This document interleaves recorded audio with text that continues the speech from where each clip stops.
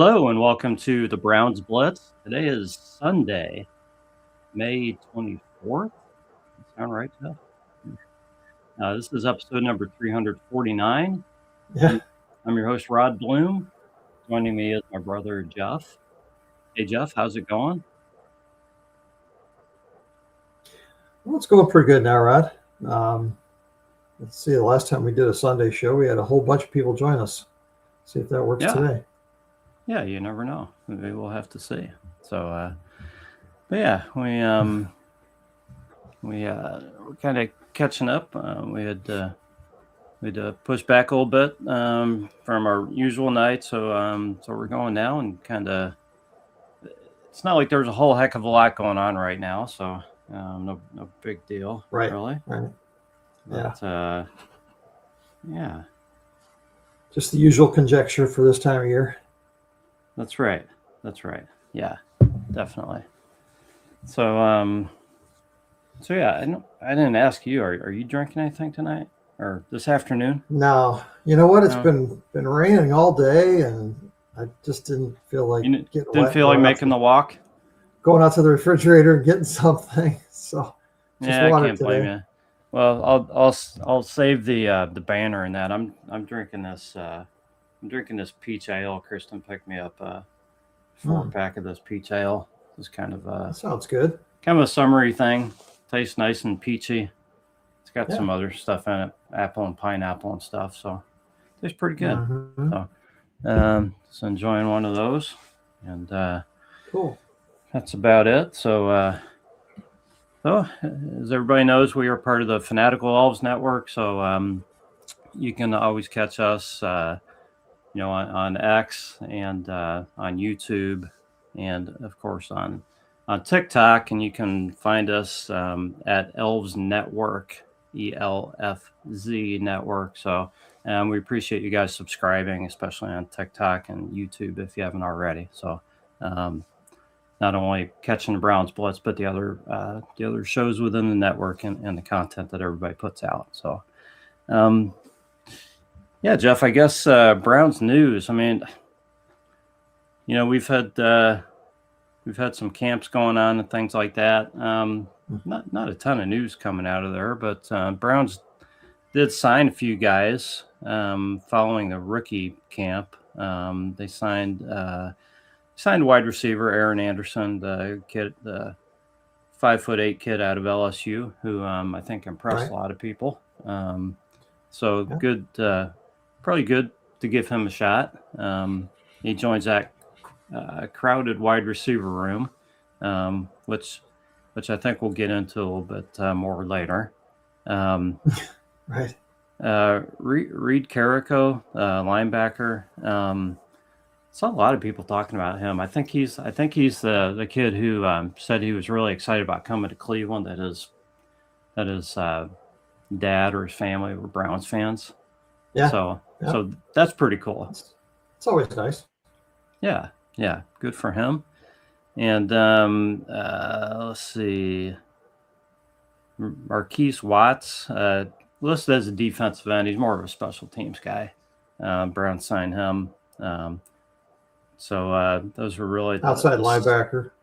Yeah, outside. Yeah, I saw him defense. Yeah, really special tweener guy. Yeah, mostly played special teams up to this point. So those are guys who were signed following rookie minicamp. So So then corresponding moves, we let a few guys go, so we're now down to only 5 tight ends from 8. Oh, yeah. Last I checked. So we're whittling that number down a little bit, but still a lot of wide receivers to look at. Yeah, definitely a big crowded room there for sure. I think it's I think it's pretty cool and kind of comforting to see that Judkins has been practicing. Quinshawn's out there. Yeah. I think a lot of people, pretty normal with the injury that he had to be concerned, about his future. Guys don't always bounce right back from injuries like that if they, if they even do come back from injuries like that.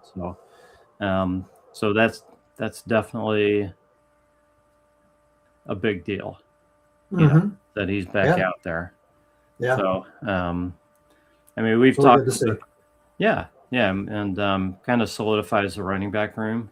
Mm-hmm. I mean, he's obviously the number one guy out there. Hoping to get Yeah. contributions from other guys in that, but yeah, so that's cool. And I don't know. Did you see Demetric Felton took a job with the Browns in player Mm-hmm. development? So, Yeah. Good for him. yeah, it's good to bring guys like that back. I don't know. I mean, I got written down. The Aaron Rodgers signing with the Steelers. That's probably a good thing for the Browns, right? Yeah. Hopefully. I mean, if he plays about as bad as he did last year, that's a good thing. Well, I don't know. Would you expect him to play better? He's a year older, right? No, I don't expect him to play better. I hope he doesn't. Yeah. So, yeah, we'll see. We'll see. I mean, obviously, the Browns are going to worry about what's in their house. Yeah. And just worry about the other teams when they play them that week. I can take it 1 week at a time. It's just, we'll see. We'll see what that does for that team. Yeah, I'm not really going to worry about what happens in Pittsburgh, but it's really hard for me to imagine at this point that their world isn't going to be dramatically different this year in terms of expectations for the team and their long-term ability to continuously put together winning seasons. I'm really optimistic that that's going to end this year. We can hope. Yeah, we'll see what happens. Yeah. We'll see what happens. So yeah. So even if we don't have a great season, them having a terrible one would, make me happy. It's always a plus. Yeah. Right. Yeah. If the Browns can't win a lot, at least you want to see, somebody like the Steelers maybe lose. I just hate how they always seem to back into above 500 seasons and at least one playoff game, usually only one playoff game. It's been one for a while, yeah. but yeah, I mean, you got to give them credit for figuring out a way to get there, I guess, Hopefully this is the year it ends. We'll see. So back to the Browns, Jeff. Maybe we'll get into some other stuff, but I don't have a whole lot of other news written down. I mean, we could talk about stuff coming up and all the camps and guys who aren't there and the schedule more and all this other stuff, but that's been beat around. And one thing we're not going to talk about is the quarterback room. We decided we're taking a week off from that, definitely. So, hate to disappoint everybody, but I think everybody's just tired of it. So we are not going to talk about that. Especially when it's all disappointing anyway. So why waste your breath on it? That's right. So Jeff, what I have is, I thought we would look at. I love looking at stats and what the team's done, and maybe this isn't the greatest season to expect big numbers and that out of the offense, but we are hoping that the offense can bounce back this year, and at least score more. So that's the goal, is to score the football, right? So sure. So let's see what they can do.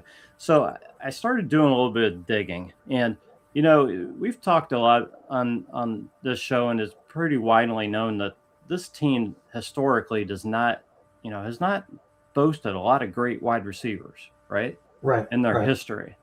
Right. Okay.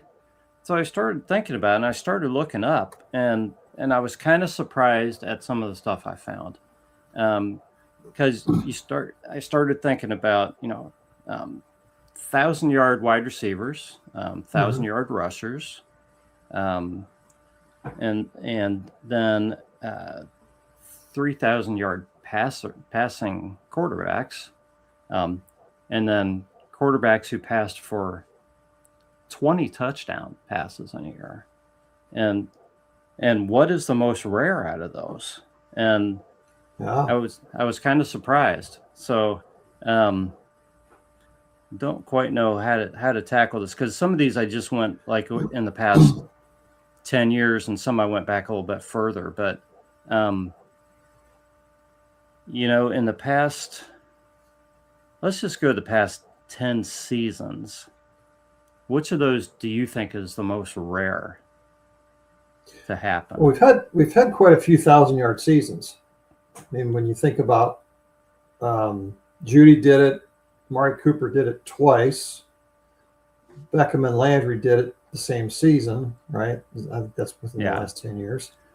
And the way I did this is having at least one 1,000-yard receiver per season is the way I wrote it down. Okay, yeah. So I think I could eliminate that one from contention. So it's probably between the other two. So what was it? 3,000 yard passing and 20 touchdowns?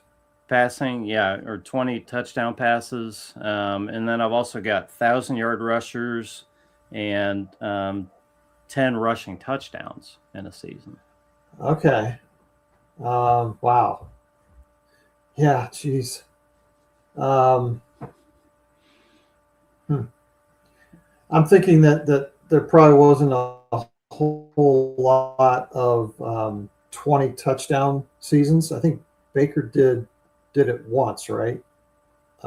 Maybe twice. Since we've been shuffling quarterbacks in and out so much. That's probably the rarest, would be my guess. Yeah, that really is the most rare. I mean, Nick Chubb probably had some 10 touchdown seasons, right? It depends on what time period you're looking at. There have been 4 20 touchdown passing seasons since 1987. Oh wow! Bernie had one in 1987. The 3 of those were Baker. The other one was Derek Anderson. So that's pretty rare. But the 10 rushing touchdowns, Nick Chubb did it twice, in 20 and 22. And then you have to go back to other than that, Trent Richardson in 2012 and Peyton Hillis in 2010. So it's really about the same. And then Kevin Mack did it in 1986. So those two are pretty equal, other than you've got you've got 3 guys. You got only 2 guys that did the passing touchdowns, and 3 guys that did the rushing touchdowns. Same number of seasons, though. Okay. I guess I didn't remember Baker having that many 20 touchdown seasons. Yeah. And then the 1,000-yard rushing seasons, I've got Nick Chubb down for 5. Technically, he had 4, but I'm giving him 1 on the 996 yards because, as I recall, he was actually over 1,000 and went backwards. So it's 5 for me. Other than that, you're going back to Peyton Hillis again, 2010, Jamal Lewis in 7 and 8, and then your guy Ruben Drones, the guy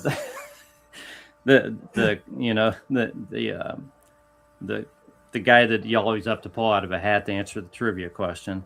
Other than that, you're going back to 1985 and Kevin Mack. Right. Wow. So I guess that begs the question of, what do you think is most likely and least likely of all those to happen this year, right? Yeah, and that's kind of where I was getting. I mean, as far as the 1,000-yard receiver, Browns have had one 5 of the last 10 seasons and 9 out of the last 21 seasons. So almost half the seasons they've had a 1,000-yard receiver. Now, if you go back more than 21 seasons, there's some. It's a while before. There's some sparse years there too. Right. So, but yeah, over the last 20 seasons, it's been kind of fairly consistent.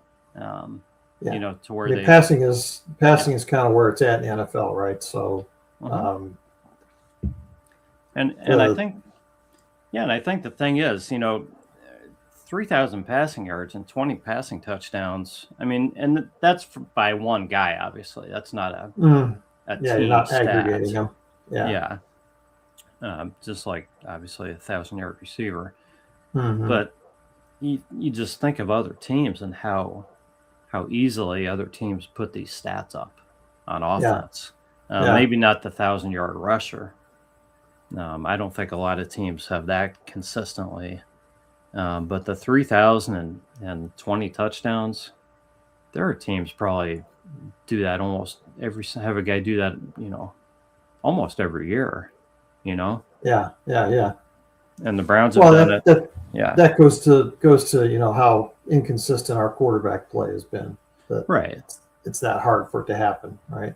Right. If you have a guy that is just entrenched as your starter and is going to be available every week like Baker was, he doesn't have to be a top 10 quarterback.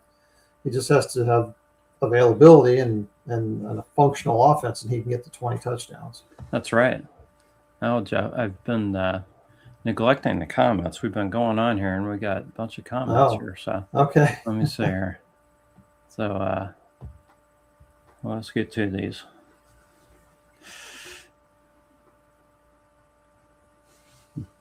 Okay, I'm not sure.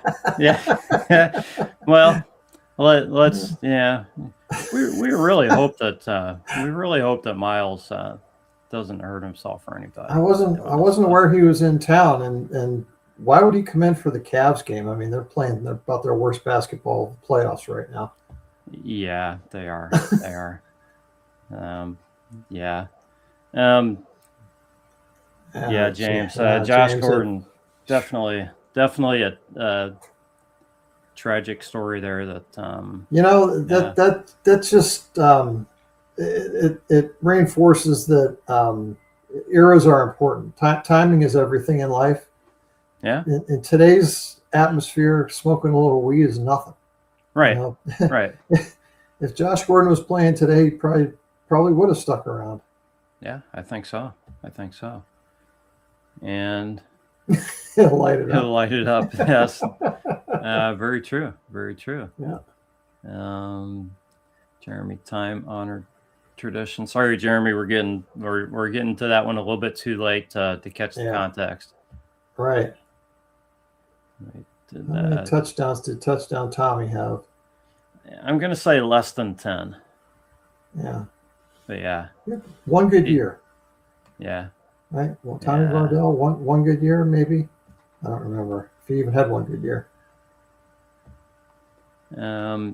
Yeah, James. Right. Baker had it for what, 1 or 2 seasons before it was eclipsed. Yes.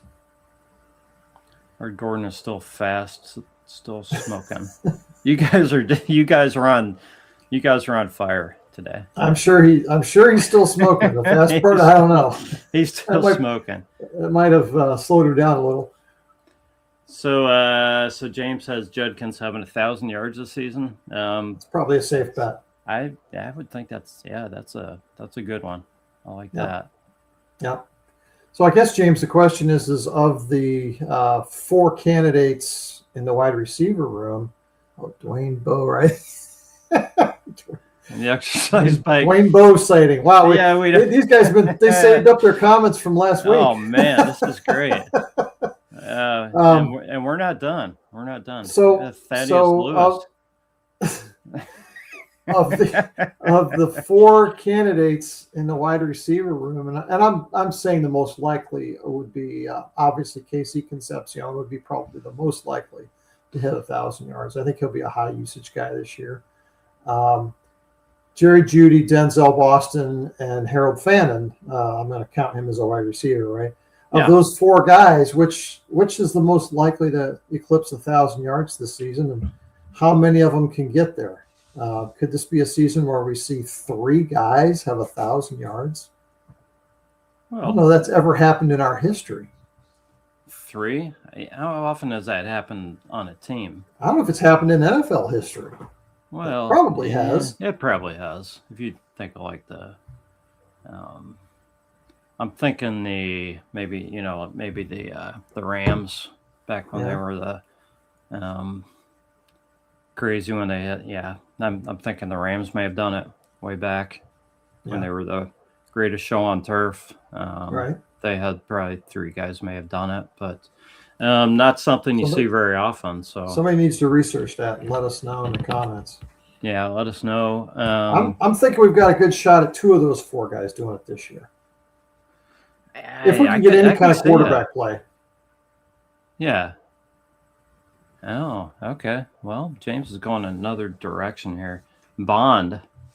No, we're not. Yeah, I mean, I expect to see him on the team. I think reps and targets is kind of the question. Yeah. When you got Judy Concepcion in Boston, it's going to be a question of who's on the field and how many targets he got. Yeah, I don't know that he's going to get enough opportunities, but he could surprise us. Well, yeah, you never know. I mean, he's the home run hitter, right? On this team, he's the home run hitter. So when he does get catches, it's going to come in chunks. Well, it's true. Yeah. So he can pile up some yards, definitely. And I think Concepcion's, similar in that manner. Let's see, Mike Holmgren spotted in the Muni lot eating all of the playoff tickets.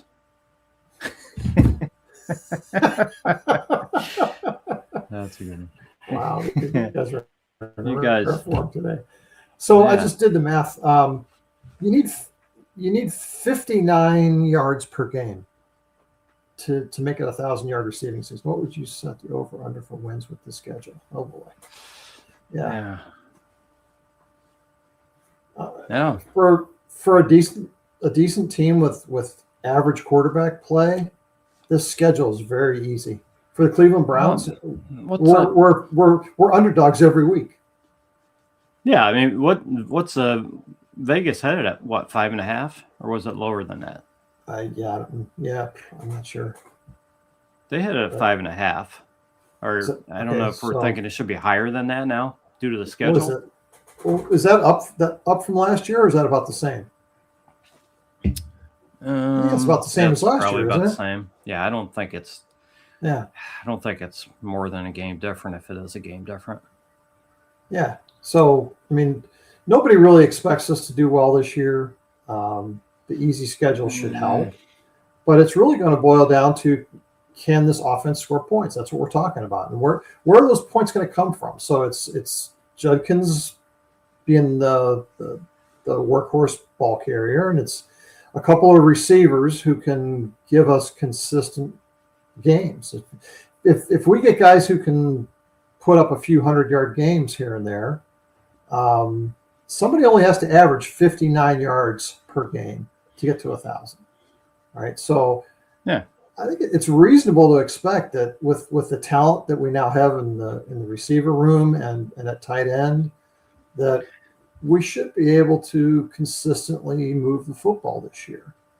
Whether that turns into points or not, we'll see. But I think with big bodies like Boston and Harold Fannin, we ought to be pretty successful in the red zone. So yeah. Let's assume that we just get average or slightly below average quarterback play out of somebody or somebodies. Well, we got to be able to score some points. Yeah, and I think the reality is whoever's playing quarterback, and we said we weren't going to talk about it. Whoever the QB is going to develop a relationship with a couple of these guys, and they're going to be their favorite guys to go to, and those guys are going to get more targets, and and those guys are probably not going to have any problem piling up some yards, I wouldn't think. I'm not saying the offense is going to be a juggernaut, but 59 yards is not a lot. It means that you have a lot of options. So, with Bond stealing Jerry's spot, I'm all in favor of that, obviously. That wouldn't surprise me. It needs to happen by 27 anyway, because Judy's gone in 27. But if Cody Cousins,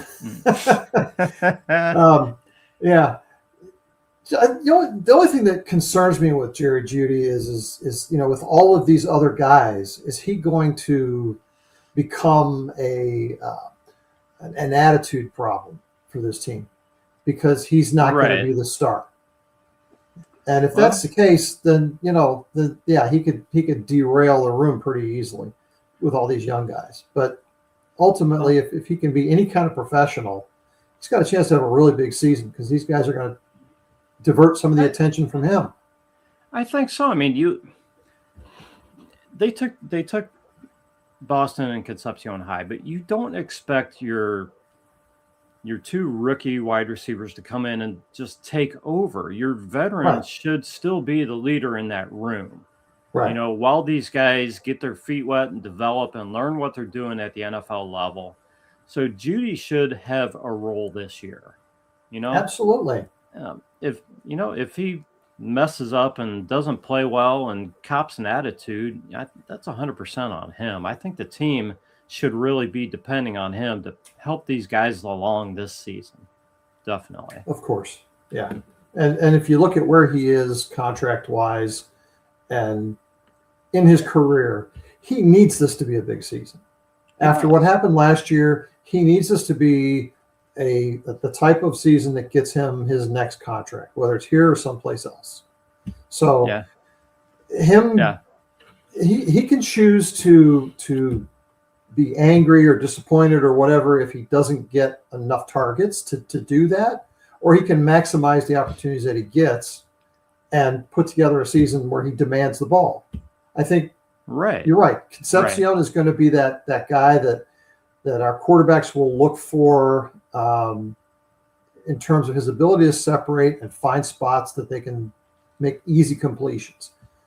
Boston is going to be the guy who's really going to help downfield blocking in the run game and in the red zone. Absolutely, James. Red zone is going to be where we're all about Boston, right? Especially. Jeudy had 9 less interceptions. That's sure. Wow, these guys are really hot today. This is great. Perfect, Coach. Tell them to get the absolutely. I think get on the next bus. Yeah. So look at. I think it really is going to determine. He is going to determine his career by what he does this year. You're right. You're right. If he understands that going in, and he comes in with the right attitude, he can have a big season. He showed 2 years ago. He showed us he can do it. Yeah, he did. I mean, he got a lot of targets that season. He's not. It's going to be hard for him to get anywhere close to that many targets. But what you said earlier makes a lot of sense. And guys are going to earn targets this year. Mm-hmm. There's going to be too many guys worthy of targets. You're going to have 4. I mean, not even talking about Fana, just the wide receiver room. Boston, Concepcion, Jeudy, and Bond, especially, all 4 of those guys should be getting targets. Yeah. But there's only so many to go around. They're going to want to run the football too. Okay. They're not going to come out and pass on every down. Let's hope not anyways, because that's not going to go well. So the guys who perform are going to get more targets. That's just how it's going to work. So guys are going to have to catch the football. They're going to have to play well. They're going to have to run their routes. They're going to have to get open.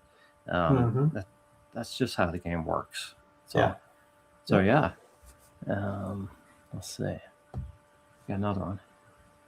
So Todd of Pittsburgh started a T-shirt. Oh yeah. I don't know if I don't know if he needs a T-shirt like that. Started it. Yeah, I don't know if Monken needs. I don't know if Monken needs any help with what to say and stuff like that, or needs anything printed on the T-shirt. He's going to just come out and say it. I don't think he needs any encouragement. No, he's going to let everybody know what's on his mind. Yeah. Mm-hmm. Yeah. So, so you asked a question earlier, Jeff, who's most likely to get 1,000 yards? And I don't know that, I I think we got the answer from James. Maybe said Isaiah Bond, which kind of we weren't expecting. Right. What is your thought on that? Who do you think is most likely? I would say probably Casey Concepcion, just because I think he's going to be available. He's going to be the safety valve. Yeah. Probably the highest usage guy on the team. But I think Jerry Jeudy could surprise us. Like I said, he did it 2 years ago. He could surprise us. He could. I mean, yeah, it's a contract season. We know what guys in the NFL do in contract seasons. Yes. So yeah, and I wouldn't write off Denzel Boston as just the red zone guy and stuff either. I'm not saying he's going to get 1,000 yards, but he could end up being a lot bigger than what we think. I just don't think we're looking for that from him. No, I don't think so necessarily. I think if he's a quality number 3, as a big bodied guy who can block and win contested catches in scoring opportunities, if he does that in 600, 700, 800 yards up at the top end, even if he did it in 400 or 500 yards, I'd be thrilled. Well, in a rookie season, because now he's helping you in the run game and he's scoring touchdowns. Yeah. I just don't think he needs to be a volume guy for us at this point. Maybe he evolves into that. Yeah, I think you're right. I think things could change in the 27 season. If Judy's gone, and these guys are in their second season. Yeah. So if that would be successful for Boston, what would be successful for Concepcion? Do you have different numbers in mind because he was taken a little bit higher? Yeah, I just think volume-wise, he should be the guy that gets you 1,000 yards and 10 touchdowns. I mean, he did it in college last year. He can do that again, right? If he comes close to 1,000 yards, 900 somewhere in that range, and gets you 8 to 12 touchdowns, that would be a great rookie season for a Browns wide receiver. Are you predicting or thinking that he could have a shot at 10 touchdowns?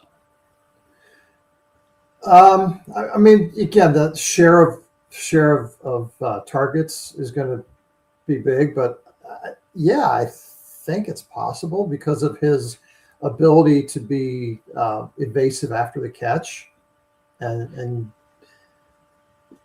maybe they put him in situations where he can get you a lot of yardage after the catch and score touchdowns that way.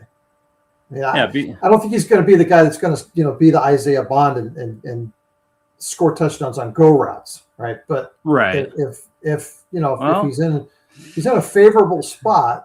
He is a yak guy. He is really good with the ball in his hands. So well, I got to go back to what we were talking about earlier in the most likely, least likely, and all this stuff, because I skipped right over the first thing I wrote down, and that is 10 touchdowns receiving in a season. And somehow I just missed this when we were talking. That's actually the most rare. Okay. That has happened once recently, and that was you know who did that? You recall who did that in 2007 with Derek Anderson? Braylon Edwards? Yeah, Braylon Edwards had 16 receiving touchdowns, which is the team record. That's the only time the Browns have had a 10 receiver catch 10 touchdown passes in a season since 1969. Wow. So 10 touchdowns would be just a huge deal for a receiver. Yeah. I mean, you have to think about that team, that Derek Anderson team. I mean, he was, I don't know if you have to look at how many targets he had that year. But I mean, Braylon Edwards was it. He was the guy. Yeah. Right. And Derek Anderson liked to air the ball out. Yeah. So a lot of those were go routes. They were, just run down the field, I'm gonna chuck it to you. So, right. You know, I think our offense hopefully this year will be a little bit more diverse than that. So yeah. 10 is probably aspirational, but I think it's possible. I think if you have a room that's got 3 or 4 quality wide receivers, you're not going to see a guy score much more than that. You could see maybe 10, but it's going to be hard to score a lot more touchdowns than that. It's about who's going to be in on what plays and more importantly, who is throwing them the football. I think that changes if you have the guy playing quarterback and he has a special relationship with a wide receiver. Right. Then you can start talking about bigger numbers potentially. Yeah. So let's see. Jeremy, can we trade Judy to the Cowboys? Yeah, I wonder who he's talking about there. The young safety. I'm sure. Yeah. I'm sure we brought in a pretty good young safety, Jeremy. We did. Wasn't the one Jeremy wanted, but no, it was not. Corey Coleman. Gary Coleman. Gary Coleman's dead, but I didn't even read that as Gary Coleman. I read that as Corey. We should get better defensive line play. I don't know if that has to do with us scoring points, but I agree. I agree, Jeremy. I mean, I don't know how much better it can get. We had pretty good defensive line play I think the defensive line was pretty darn good last year. I mean, other than the end of the season, when we started giving up a lot of rushing yards up the middle because Malik Collins went out. But, I think defensively I'm not too worried. I'm kind of looking forward to seeing how they utilize Emmanuel McNeil-Warren as sort of a gadget piece back there. Has anybody come up with a nickname for him yet? I mean, not that I know of. We've got to come up with something. Yeah. Maybe he'll earn a nickname that's not even close to that. Now, if you want to talk about defense's contribution to winning, I think guys like Emmanuel McNeil-Warren are going to create more opportunities for our offense through turning the ball over. We were among the worst in the league last year in our defense creating turnovers. So, but I think they were better than the year before, were they not? Right.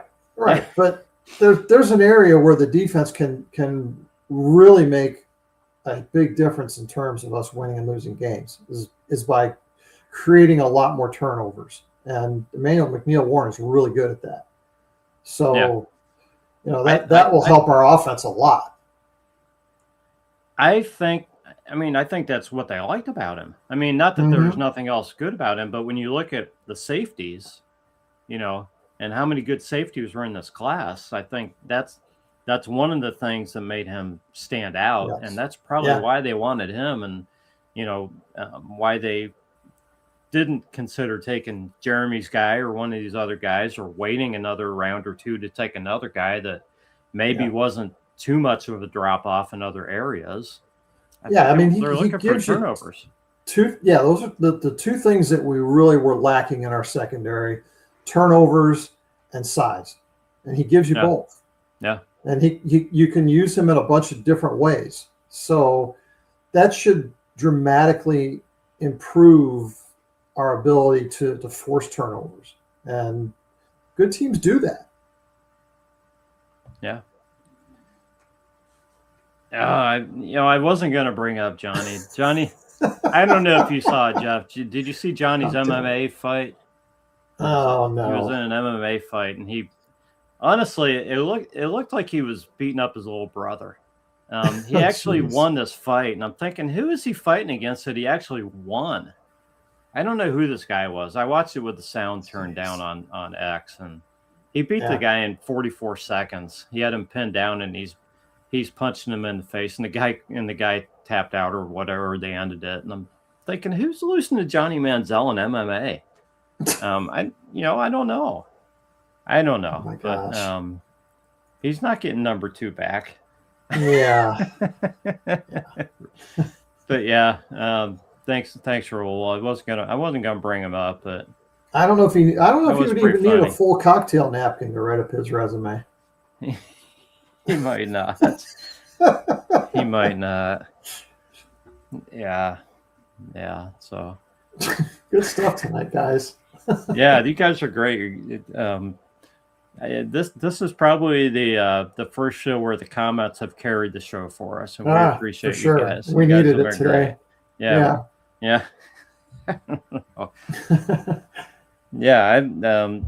I've pretty much covered what I've got written down here, Jeff. So Okay. So we're just gonna we're just going let on the stuff here. listeners carry us now. Yeah, that's right. So Oh, yeah, I mean,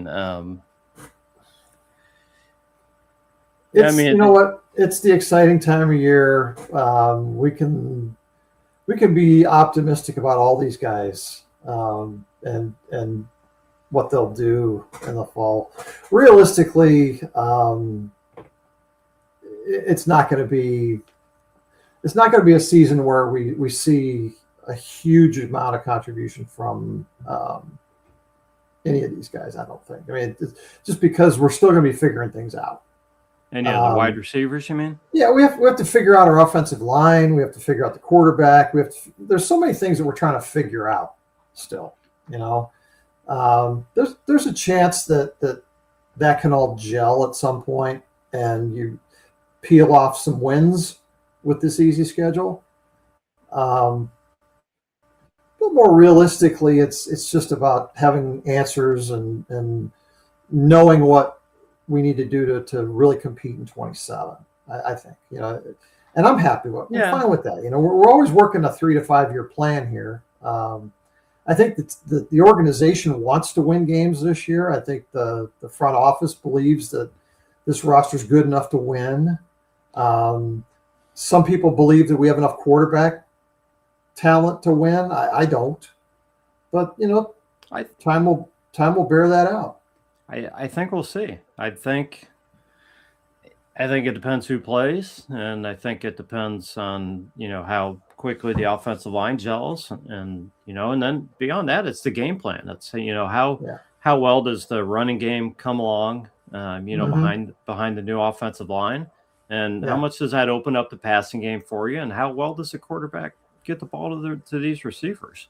As far as the actual receivers, if I'm being realistic, if I have to guess what's going to happen, I think Harold Fannin is going to be 1,000-yard receiver this season, and I think one of these other guys will have a big season, whether that's 800 yards or 1,000, or whether it's 600, and then and then you have several guys with 300 or 400. I don't know. But I think you'll get contributions from a bunch of these guys in this wide receiver room. It's just a matter of how big they're going to be and which of the guys is going to be that number 2 to Harold Fannin, whether it's, any of the guys we've talked about. And I feel like it could be, I mean, it is most likely to be Concepcion or Judy, I would think. But just from a complementary skill set standpoint. Yeah. To Fannin. Yeah, I think it makes the most sense, but you got to see. I mean, there's too many pieces that have changed, with this team. You've got a new offensive line, you got a new head coach, and you've got. I mean, it's not a completely new wide receiver room, but it's pretty darn close to it when you got 2 rookies who are taken so high. Right. Yeah. It's easy to sit here at the end of May and think that all these ducks are going to line up. Right. We're going to get best case scenario in all those areas, and it's going to turn into a powerhouse offense. And I think the reality is that we need to give it time to percolate, and hopefully by the end of the season we see something that we believe in, that we can build on long term. And maybe that's with one of the quarterbacks that we have this year, or maybe it's a guy we bring in next year somehow. that can really take it to the next level. But it's asking a lot to think that it's all going to happen this year suddenly. Yeah. Ray Farmer's Texas. Yeah, absolutely. I hope he is. I don't even know if he'd get in trouble for that now. Now it'd probably be okay. Yeah. That'd probably be fine. Going into week 6. Oh, I don't know. I need to pull the schedule back up again. Let's see. Jags, Buck, Panthers, Steelers. At Jets. I think first 5 games. Yeah. I think we talked about this a couple weeks ago when the schedule came out, Rod, that if we were around 500 those first few weeks, right? So 2 or 3 wins in the first 5 would be fine. I think I wouldn't expect to be better than 3-2. I think if they're 3-2, I'd be excited. Yeah. I'd be really excited about this team at 3-2. I think 2 you're okay with. I think 3 you're pretty excited about. 1 you're kind of disappointed in. Right? Yeah, exactly. Yeah, that's right where I would be. Yeah, so two wins out of those first 5 games, because I think that's really the toughest stretch of the schedule. Right? It kind of feels like it. The first few weeks. I think, you got the 3 road games in a row at Titans, at Steelers, at Saints, and then hosting the Texans. Those 4 games are probably those are probably the toughest going into the bye.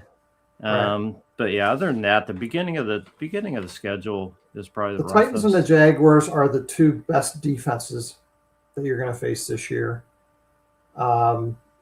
Say what you want about the Steelers. They always have a good defense.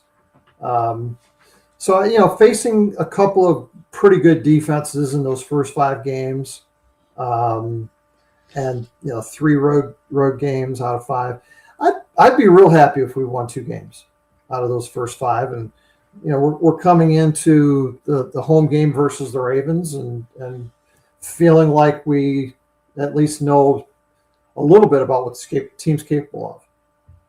Yeah. Well, Raul's got us at 1-6. So, are you saying we're going to lose?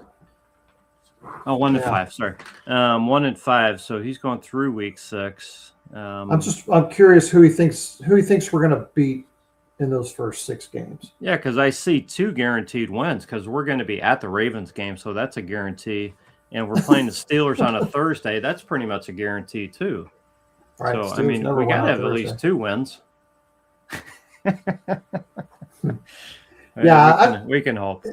The thing about NFL games is that nothing is a given. No, you never know. I mean, we've lost games to the Jets that we should have won multiple times over the last 5 years.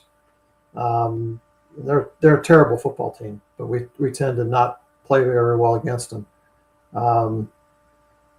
Those 2 games in Florida should be great feeling out games. Forge High School. Yeah. That's a preseason game, right? I think that's week 3 of the preseason. Yeah. Right. Yeah. Jags and Bucks. Interesting.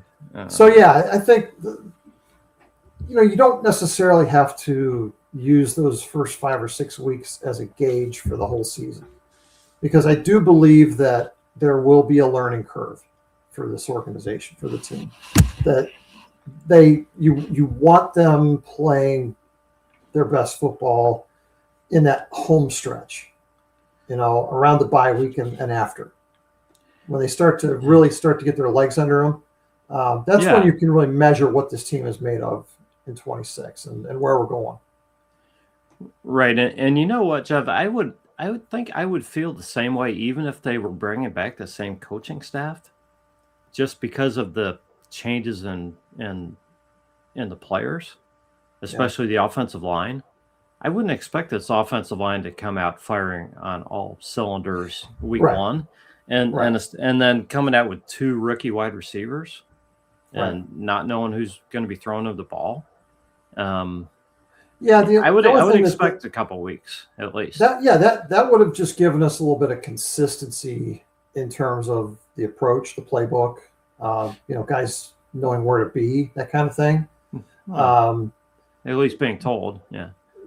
Well, who knows if they actually could, right? But I think when you bring in a whole new coaching staff and new playbook and all that, then it just adds one more complicating factor to guys being on the same page and able to produce early in the season. So I think that does add a little bit more of a time element. Yeah. So it makes those earlier games a little tougher. Yeah, I think so. But other teams are going through stuff too. So you just hope you get teams at the right time. I don't know if Miles will request a trade during the season. Yeah, doesn't seem to do that. No, he doesn't. So I mean, the trade talk will be ongoing up until the trade deadline, I think, from the media. Yeah, from the media. Yeah, and it'll depend on the Browns' record. Yeah, honestly, if this team falls flat on its face in the first 6 weeks, there could be a lot of conversation about several veterans and what they could bring us in terms of positioning for the 27 draft and potentially getting that quarterback that you're looking for. So I don't necessarily see that as a bad thing. I think it's part of what you have to do to build a team. And if it means that we move Myles Garrett to get our franchise quarterback in 27, then so be it. If we're not competitive this year, that's certainly something you have to look at. Yeah, I think it would be disappointing for sure. Don't get me wrong. I mean, I don't want to see it happen, but it's something you'd have to consider. Yeah, I don't know if it's going to come down to the quarterback play. I think, because I think they kind of feels like they have a plan, to try to address that again next off season if they don't get the results that they want this season. But if they feel like they need additional assets to address it next season and they're just kind of spinning their wheels, then I think you're going to see some guys moved. It could be Denzel Ward. There's I don't know, 3 or 4 guys that you could see moved maybe. Could happen. Yeah. I'm sure we'll get into that more.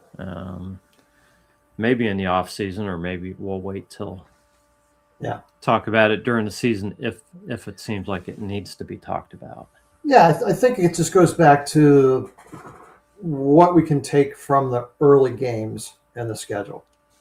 If the team outperforms and gets to 3 wins or more in those first 5 or 6 games, then all those conversations probably go away. Yeah. But you have to think about what they're trying to overcome in those first few weeks. They're going to be overcoming a lot. Right.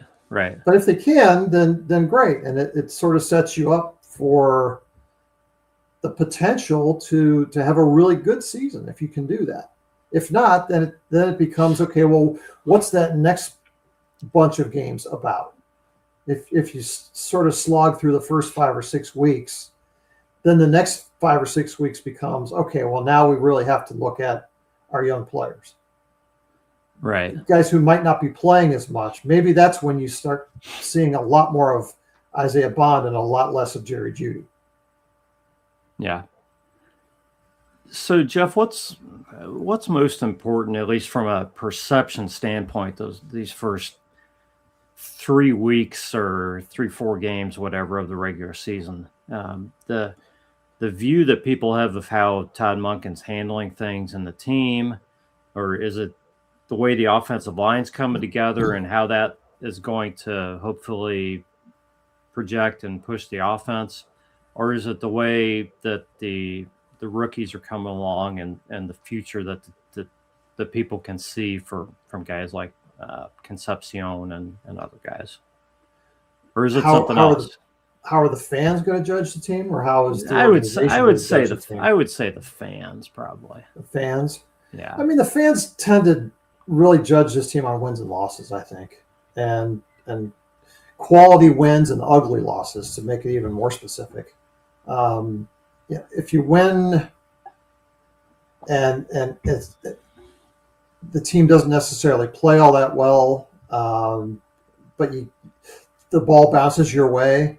That counts a lot more than if you go out and everybody executes and you lose by a field goal with 2 seconds on the clock.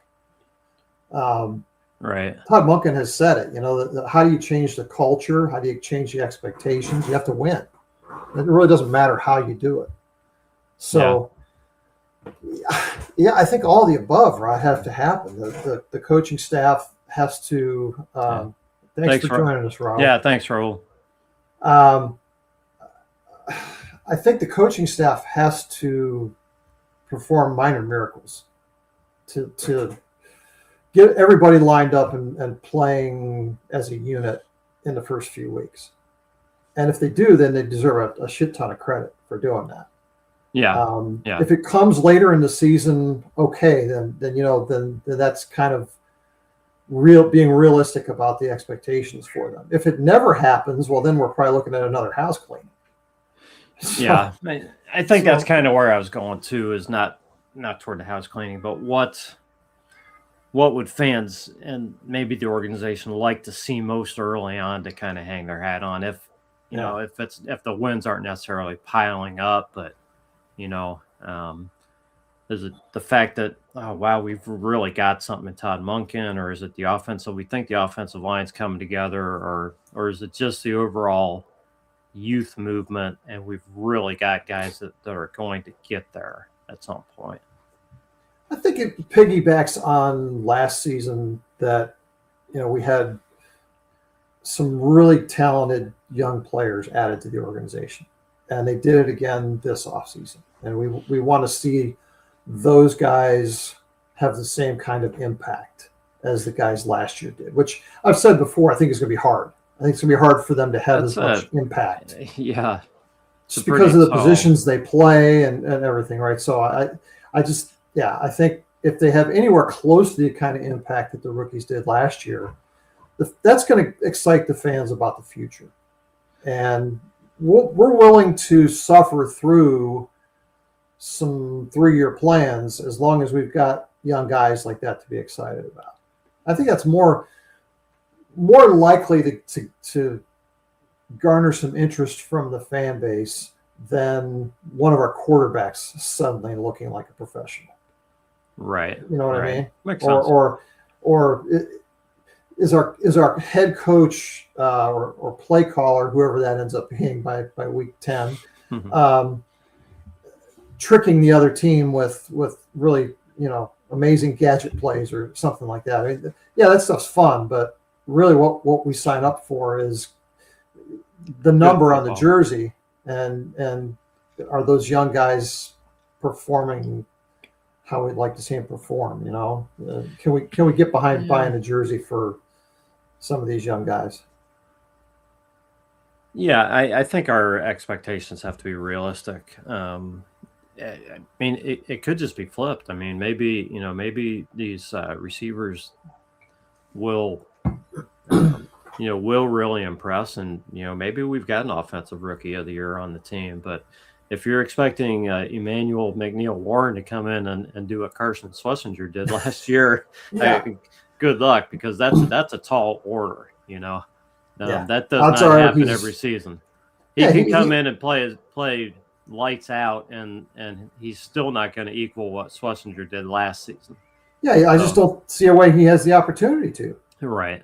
It's just real. It's just being realistic. So So you really have to think, okay, if we get just really good, solid performances out of 3 or 4 of these guys, and they look like they're long-term pieces for us, it adds on to what happened last year, and you're still building on that momentum. And I think a realistic fan would be fine with that this season, even if it didn't translate into a ton of wins, knowing that we are turning the corner talent-wise after just neglecting the offensive side of the ball for so long. Just letting our offensive line age out like we did, and just not drafting receivers with any kind of capital, whether we could have or not. The reality is we didn't have those picks, but we also didn't find a way to get talented wide receivers in here. Yeah, we traded for a couple of guys in that time period, but just the neglect on the offensive side of football while we were building this great defense. It just put this team in a really tough spot. And Yeah. this year we're starting to dig out of that. But Yeah. I just don't think we're going to get. I think we're going to get back to respectability in one off season. Yeah, I think it's kind of interesting because I think this season, last season we were pretty focused on what the rookies did because of the expectations we had for some of those guys, and we really got to focus in because so many of those guys started. I think this season, it's not only about these rookies that are coming in, it's about the second year for a lot of the guys that were taken last year too. Right. Sure. So it'll be a combination of the growth for the guys in their second year and the contributions for the rookies this year. So if we see good stuff out of all of that, it's going to feel like a big win, I think. Sure. So these rookies don't have to come in and be, they don't have to tear it up. They don't have to be, the number one contributors on the team for it to be a huge plus that the Browns But that's kind of how I'm looking at it. Right. Yeah, absolutely. Like you mentioned earlier, Quinshon Judkins, hopefully you're going to have him for 17 games this year. Let's hope. Yeah. He's going to be hopefully running behind a line that can help him out a little bit more. So yeah, you should see a big step forward from him. I would think so. Yeah. Yeah. So Rocket Sanders, Dylan Gabriel, all three of them should be able to make bigger contributions this year. That's key. Absolutely. Dylan Sampson. Who did I say? You said Dylan Gabriel. I think I've done the same thing. Yeah. I've said Dylan Sampson when I met Dylan Gabriel. That's the problem with having two Dylans on the same team. Too many guys with the same name on this team. We do mess up the Dylans occasionally, guys. But yeah. In fact, I'm picturing Dylan Sampson while I'm saying that because I read an article today about the likelihood that he's going to have a big year this year. They're going to find ways to utilize him and I think we know how they can use the other two guys. I think we know how they can use Judkins and Sanders. So I think the key. I think Sampson can really be a key in unlocking some things on offense. Yeah.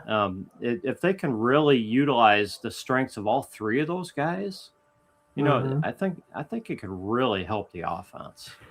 Yeah. And I think Monken, that's kind of his calling card is to use the strengths of his players. So if he's able to do that with these guys, it should be a fun year. It should be fun to see some of these guys do some of that stuff. There's a whole bunch of different kinds of weapons, and the key is can they put the 11 guys on the field that make that weapon go, that make it work. Right. And can those guys execute the game plan and the play to actually make it work? And if that's the case, and it happens fairly early in the season, there's going to be some fun football to watch, But realistically, I think it's going to take some time. Yeah. Hale Jones, DPOY. Jeremy apparently kind of rooting for the Cowboys quietly. Cowboy fan, Jeremy. Yeah. Let's see, Jeremy. We had such a great rookie class last year. We don't even mention Graham first in conversation. Graham? What you talking about? Oh, Mason Graham. Moonlight Graham. Moonlight Graham. Yeah. Yeah. We haven't forgotten about Mason Graham. Yeah. So look, I read about Mason Graham and the broken rib. I got to give him a ton of credit for playing through that. Rib injuries hurt like hell, and they take forever to heal. Yeah. And for him to be available is a huge thing. So you have to give him the gold stars for the availability first and foremost. 100%. Everything else he did was a bonus, and I think we're going to see a real step up in his numbers, in his stats in his second year. So, yeah, we took him for granted kind of last year. Let's see this year if he can really make a huge impact now that he's got that rookie season behind him. I'll tell you somebody who probably didn't take him for granted last year, and that's Myles Garrett. Right. So you can't just look at stats for defensive tackle. You got to look at what's happening around it too. So yeah, for sure. Yeah. So and yeah, there was a lot going on with that defensive line, and he was right in the middle of it. So, and he was a rookie. So yeah. So yeah, and apparently he was hurt too. So yeah, we haven't forgot about him, Jeremy. We're glad he's on the team.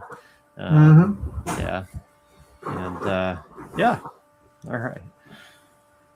Okay, Jeff. Well, we've been. I think we've exceeded our hour here. So yeah, not sure how we did it, but I'm not sure how. Yeah, we ran out of material 25 minutes ago. But, it's always fun talking Browns, and yeah, all you guys in the comments, we appreciate you guys joining us and talking Browns with us. Really great stuff today, and just a lot of fun interacting with you guys. So Jeff, do you have any closing thoughts? Anything else you want to get off your chest, or? Yeah, it's not sports related, but I just wanted to mention real quick that last weekend we did go to the Auburn Korn-Duesenberg Museum in Auburn, Indiana.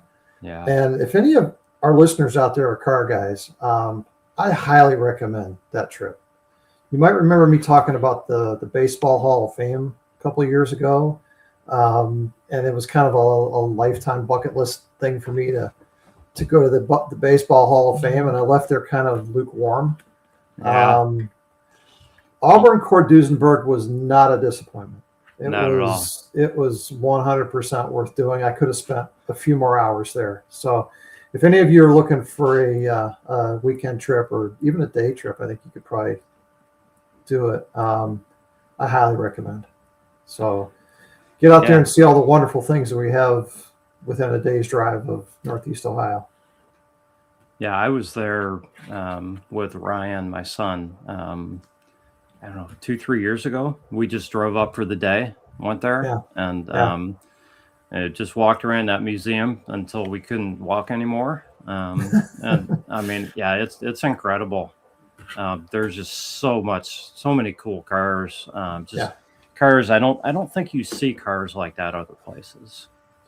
You know, we were really fortunate when we got into the museum that it was kind of a slow time, and there were no groups going through. So one of the docents just kind of came up to us and just started following us around as we were going from car to car, and he was like almost leading a tour for us. Just Jan and I.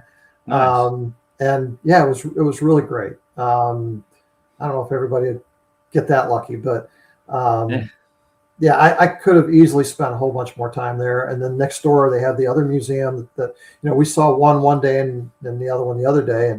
And there's so much cool stuff there. It's a great trip. Yeah, definitely. Excellent stuff. So, okay, well, this has been the Browns Blitz. We thank everybody for joining us today, and we will catch you all next time.